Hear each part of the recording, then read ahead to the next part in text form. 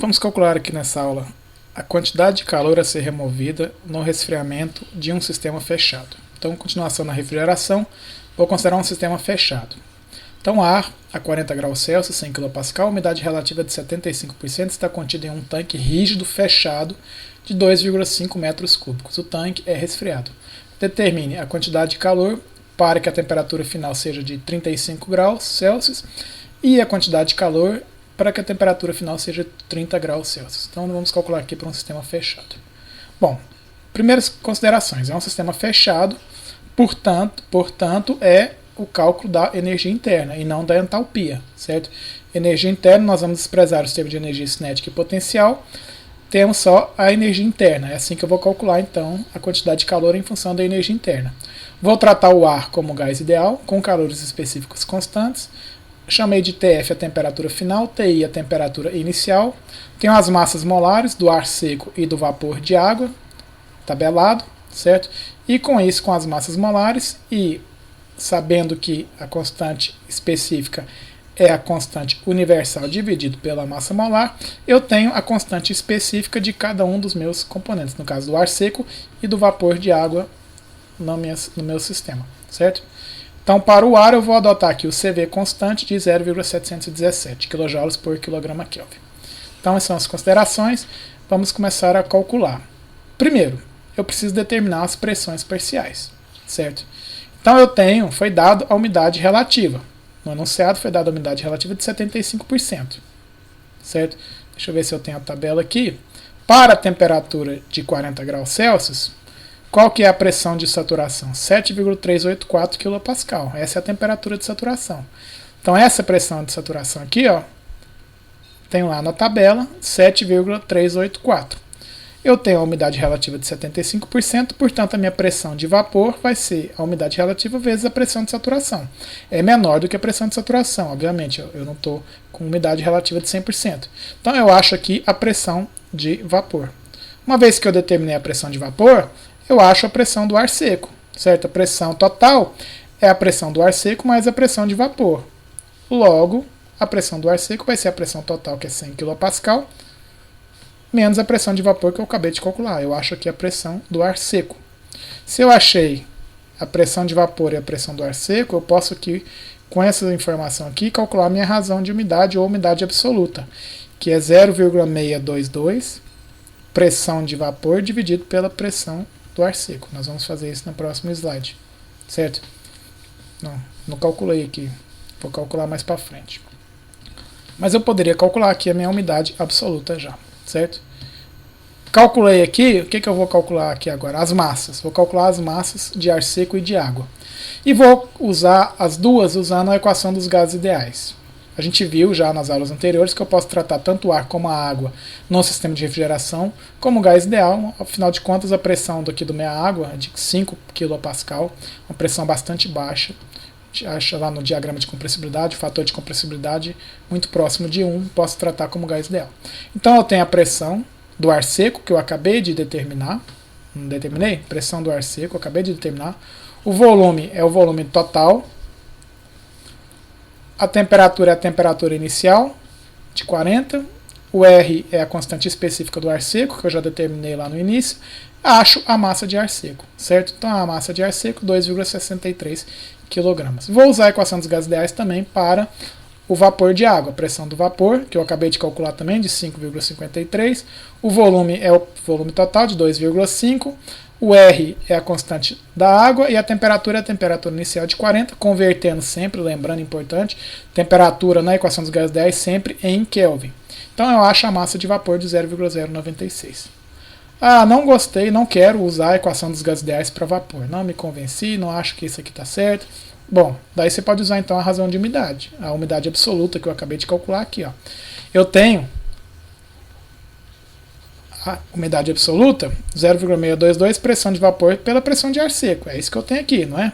A pressão de vapor eu tenho, a pressão de ar seco eu tenho. Então eu consigo calcular a minha umidade absoluta. Eu tenho a umidade absoluta de 0,0364 kg de vapor por quilo de ar seco. Ou seja, para cada quilo de ar seco eu tenho 0,0364 kg de vapor. Bom, se a massa de ar seco eu tenho, usando a equação dos gases ideais, eu multiplico aqui então a umidade absoluta pela massa de ar seco, eu vou ter a massa de vapor, certo? A umidade absoluta pela massa de ar seco, eu tenho a massa de vapor e a gente observa que deu o mesmo valor, certo? Então aqui uma forma alternativa de calcular, mas no final das contas deu a mesma coisa. Quantidade de calor. Bom, vou fazer um balanço de energia. Um balanço de energia num sistema fechado, portanto a variação de energia total vai ser a quantidade de calor mais uma quantidade de trabalho. Meu sistema não realiza trabalho, logo a quantidade de calor total vai ser a própria variação de energia. Só que aqui eu vou calcular a variação de energia do ar seco mais a variação de energia do vapor, certo? Então eu tenho a variação de energia no ar seco, uma variação de energia do vapor de água. E aqui vai ser a quantidade total de calor que eu preciso remover para atingir isso aí. Então, no primeiro processo, na etapa 1, eu vou fazer o quê? Até 35 graus Celsius, certo? 35 graus Celsius, portanto a variação de energia do ar seco vai ser a massa de ar seco, CV, porque é a energia interna, certo? Se fosse entalpia seria CP, mas aqui é a energia interna, então é a massa vezes CV, temperatura final menos inicial. Aqui eu posso usar tanto em graus Celsius quanto Kelvin, porque a diferença é a mesma, né? Então eu tenho a quantidade de energia no ar seco, fazendo a substituição dos valores, menos 9,43 kJ. A energia total, porque eu estou multiplicando já pela massa. Para a água, eu vou usar aquela consideração que nós vimos, que como é que eu vou calcular a energia interna na água? Pela energia de vapor saturado na temperatura desejada. Então, para 40 graus Celsius, que é a energia inicial, eu venho aqui na energia interna, na tabela, energia de vapor saturado para a temperatura de 40 graus Celsius, 2.430,11. A energia final vai ser para 35 graus Celsius, 2.423,36. Energia interna de vapor saturado, certo? Então a minha variação de energia na água vai ser a massa de água, que eu já calculei, vezes essa variação de energia interna, energia final menos inicial, também é um valor negativo, porque eu quero retirar essa energia do meu sistema, eu quero reduzir a temperatura. Portanto, a variação de energia total vai ser de 10, aqui negativo, né, menos 10,08 kJ. 10 kJ eu preciso remover do meu ambiente. Agora, o que acontece na segunda etapa, no segundo... aqui eu fiz antes de ir para a segunda etapa, uma forma alternativa de eu calcular a variação de energia. Para o ar seco não muda, né? A variação de energia do ar seco não muda. Agora, para o vapor de água, aqui eu fiz aproximando pela tabela, certo? Agora, a gente viu na aula anterior que a gente pode usar calculando pelo CP, como gás ideal, calculando um CP, e aí eu fiz aqui em função a equação do CP, em função da temperatura. E aqui eu não fiz nem com a temperatura média, de 40 para 35. Eu calculei que com a temperatura de 40, a gente observa que a variação de energia é muito pequena, certo? E mesmo fazendo aquele procedimento que nós vimos na aula anterior, que dá um erro maior, que é calculando o CV. Porque se eu calculo o CP, eu tenho que o CV vai ser o CP menos R. Lá da equação dos gases ideais eu sei que R é igual a CP menos CV, certo? Então, se eu calculo o CP, eu acho o CV, e mesmo usando o CP e o CV avaliados na temperatura de 40 e 35, o erro aqui, nesse caso, dá muito pequeno. Você vê que deu aqui de menos 10,11 contra 10,08, fazendo a aproximação pela tabela, e aqui 10,17 contra 10,8. Então, o erro desprezível aqui, a gente vai manter calculando pela tabela, mais fácil, mais direto, mais simples. Segunda parte. Eu quero reduzir agora para 30 graus Celsius. E eu observo que para 30 graus Celsius, a minha temperatura final é menor do que a temperatura de orvalho, certo? Portanto, uma parte da água vai condensar. A quantidade de ar seco, a quantidade de calor no ar seco vai mudar só em função da variação de temperatura. A massa de ar seco não mudou, o CV não muda, mas a variação de temperatura agora foi para 10, né, Kelvin ou graus Celsius. Então a quantidade de calor que eu preciso remover do ar seco aumentou em função da maior temperatura que eu quero reduzir, certo? Então aqui eu calculei, deu o dobro na verdade, né? Menos 18, eu dobrei a temperatura que eu quero reduzir, eu dobrei a quantidade de calor do ar seco que eu quero remover. Agora para a água. Para a água eu vou precisar determinar quanto de água vai condensar. certo? Eu vou precisar de determinar quanto de água vai condensar. Para a temperatura final, 30 graus Celsius, essa é a temperatura final. A minha pressão de saturação, 4,246 kPa. Que vai ser a própria pressão de saturação, certo? Porque a minha umidade agora, nesse caso, vai ser de 100%, porque eu tenho água que está condensando. Logo, a minha pressão de vapor é a própria pressão de saturação, certo? Se essa minha pressão de saturação é a pressão do vapor, eu consigo calcular a pressão do ar seco, que é a pressão da atmosfera, que é 100 kPa, menos a pressão de vapor, que é a própria pressão de saturação. Então, eu determinei a pressão do ar seco, acho a umidade absoluta final, 0,622 pressão de vapor pela pressão de ar seco, 0,028 kg de vapor por quilo de ar seco. Daí eu posso calcular a massa final. Se eu multiplicar isso pela massa de ar seco, eu vou ter a massa de vapor, certo? Então eu tenho a massa de ar seco vezes a umidade absoluta, eu tenho a massa de vapor final. Agora, eu também não tinha a massa de vapor inicial. Eu já tinha calculado a massa de vapor. Ó. Massa de vapor inicial é essa aqui. Bom, isso aqui é vapor. Isso aqui agora é a quantidade de vapor que ficou final. Logo, essa diferença vai ser o que vai virar líquido, certo? O que vai virar líquido vai ser quanto de vapor eu tinha inicialmente menos quanto de vapor eu tinha no processo final. O que aconteceu com essa diferença? Essa diferença condensou, virou estado de líquido, líquido saturado, certo? Então isso aqui é a quantidade que vai virar líquido.